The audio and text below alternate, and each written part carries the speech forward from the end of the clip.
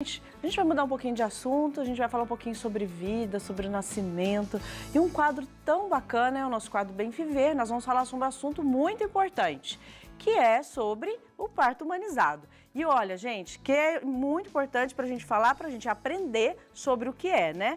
Porque a gente cria fantasia sobre uma situação e, na verdade, tem muito sobre isso. Muitas mulheres, quando pensam em parto humanizado, ainda tem a imagem de um parto que acontece, às vezes, no ambiente íntimo, né? Como a gente vê nas fotos, na água, com alguns tipos de símbolos, mas não é só por aí, tá, gente?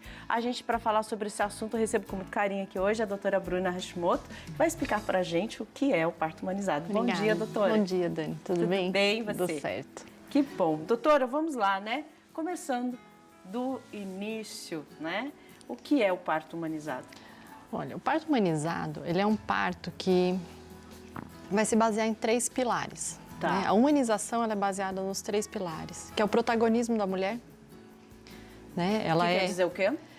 Quer dizer que a mulher, ela é a dona do parto dela.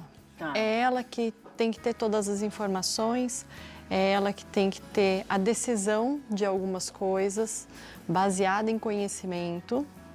E é ela que tem que decidir quem vai estar com ela, o momento que as coisas vão acontecer, o que ela aceita nessa passagem dela, que é o parto, ou não.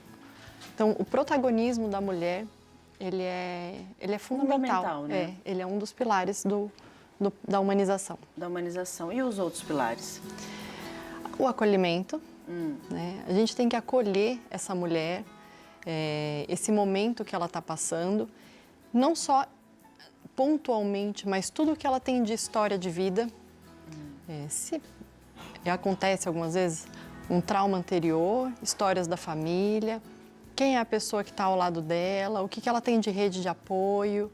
Então, esse acolhimento é importante, fundamental. E mais algum pilar para que isso aconteça? Nossa,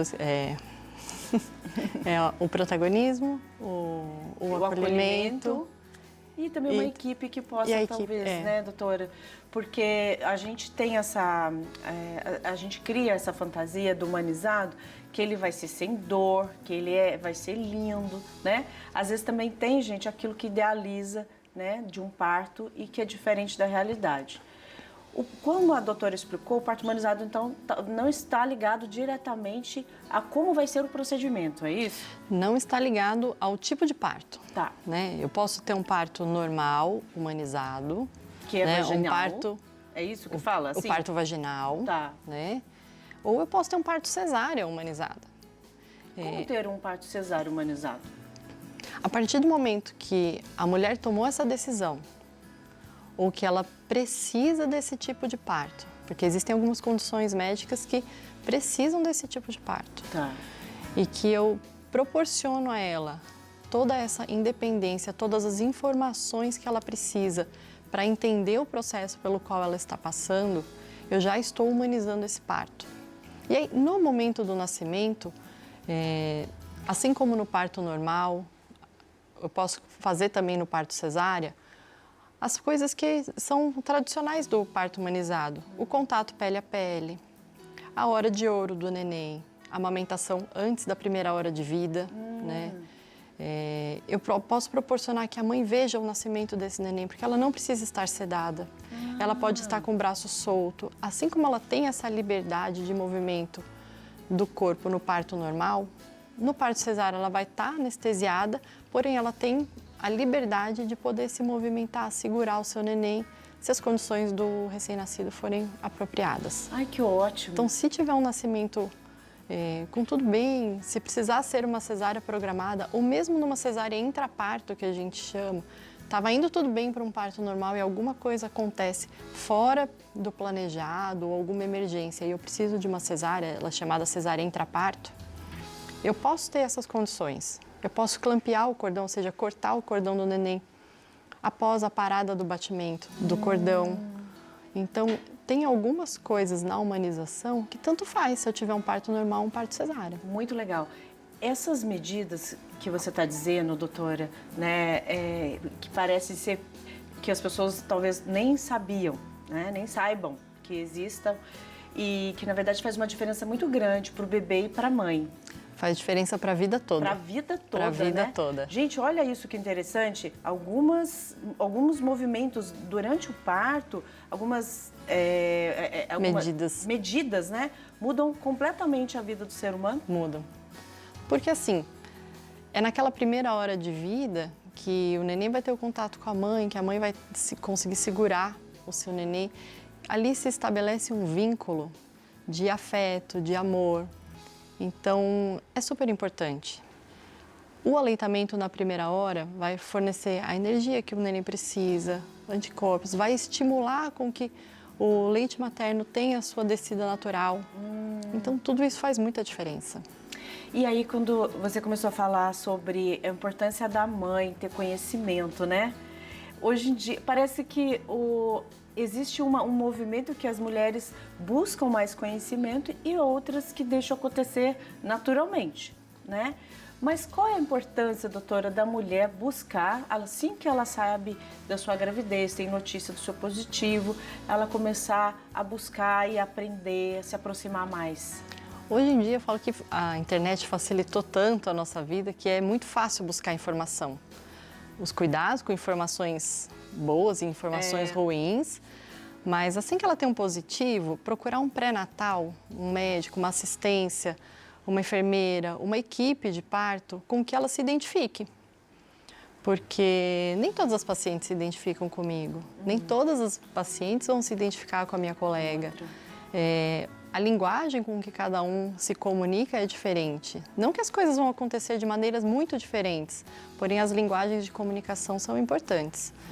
Então, fazer um pré-natal bem estruturado, com os exames necessários, tendo a equipe ao seu redor, fazendo seu plano de parto, já estudar desde o começo da gestação quais são as suas condições físicas, como se preparar para um parto, em termos de alimentação, atividade física, psicologicamente. Como eu falei, algumas mulheres que passaram por traumas, por perdas, elas têm que se preparar, porque é um momento tão diferente e que ela carrega essa bagagem com ela, que eu tenho que saber lidar com aquilo no momento do parto, pré-natal, no puerpério, que é logo após o nascimento, que é um momento que às vezes é super comum a gente ter a depressão pós-parto, então eu tenho que estar preparada desde o começo.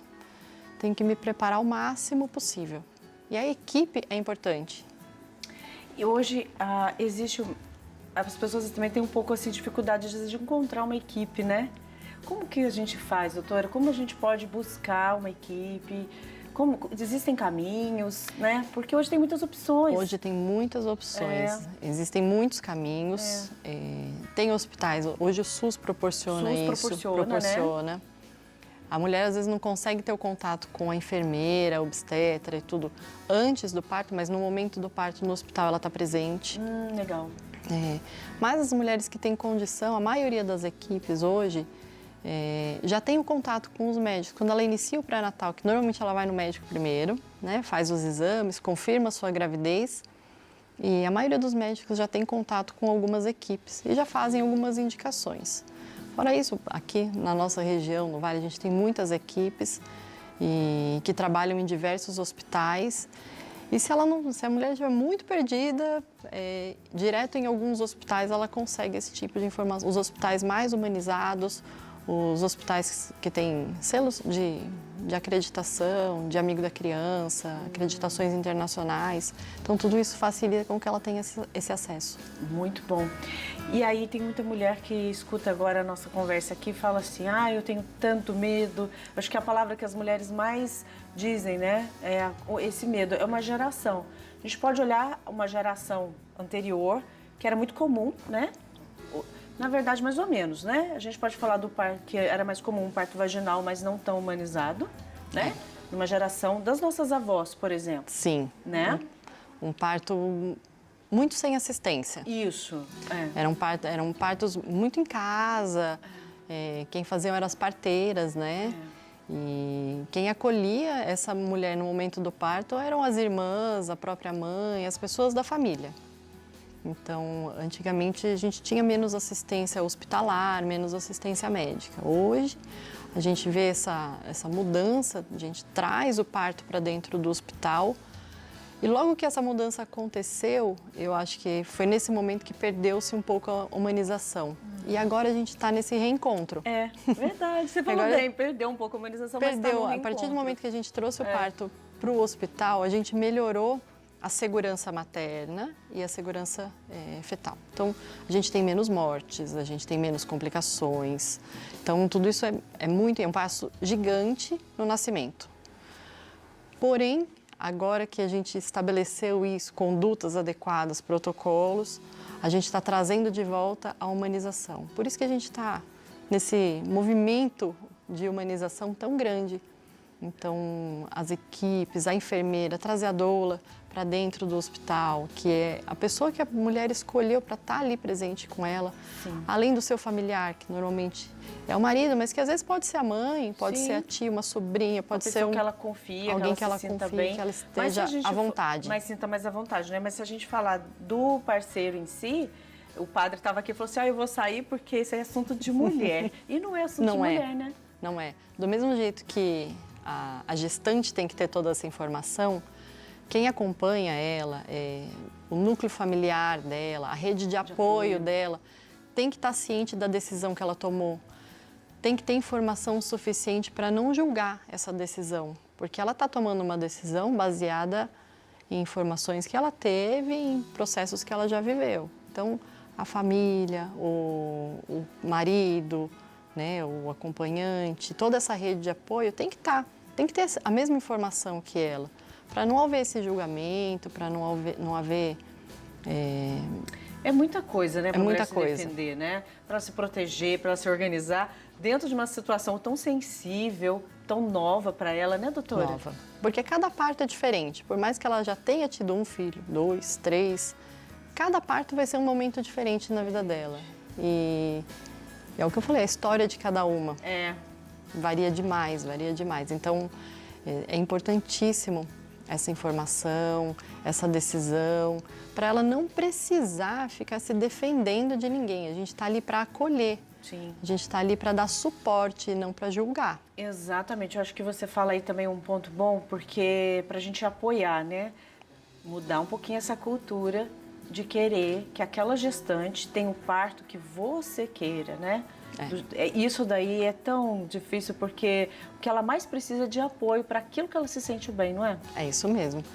Eu tenho pacientes que às vezes vêm até com a mãe, além do marido, vem com a mãe dentro do consultório e a gente vê a experiência da mãe querendo se impor sobre a experiência da filha. Então, a gente tem que respeitar o momento dela. Ela está criando a experiência dela, está vivendo a vida dela agora. Ela precisa ela de viver. Precisa. Ela precisa. Viver a experiência dela, né? Precisa. Precisa de viver. E eu tenho que respeitar isso. Eu já aconteceu comigo de falar que a mãe falou, mas eu vou entrar no parto. E a paciente já tinha me contado que não queria. Ah, tá.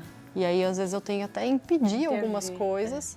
Falar, mas tem que estar todo mundo junto. Não, se não é o que ela quer, se não é o que ela deseja, o que ela sonhou, eu não tenho que forçar alguém presente na mesma sala. Sim, e é isso, gente, que é a humanização, né? É olhar exatamente para aquilo que está dentro de cada um, né?